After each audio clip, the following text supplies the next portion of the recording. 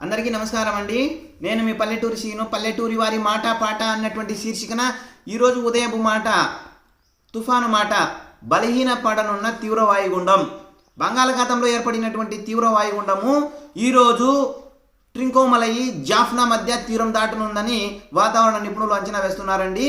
ఏది ఏమైనా బంగాళాఖాతంలో ఏర్పడినటువంటి తీవ్ర అల్పపీడనము వాయుగుండంగా మారింది. ఆ తర్వాత తీవ్ర వాయుగుండంగా మారింది. ఈ తీవ్ర వాయుగుండంగా మారిన తర్వాత తీరం వైపుకు ప్రయాణం చేసి ఈరోజు ట్రింకోమలై జాఫ్నా మధ్య తీరం దాటనుంది.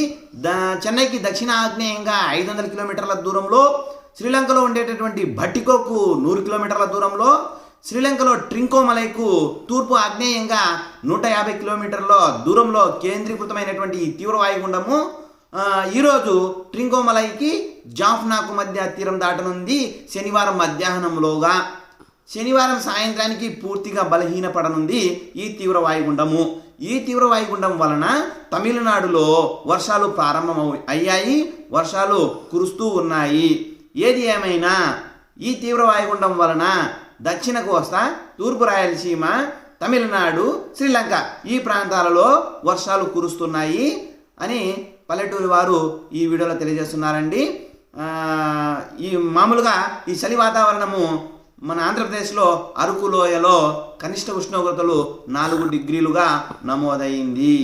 ధన్యవాదములండి.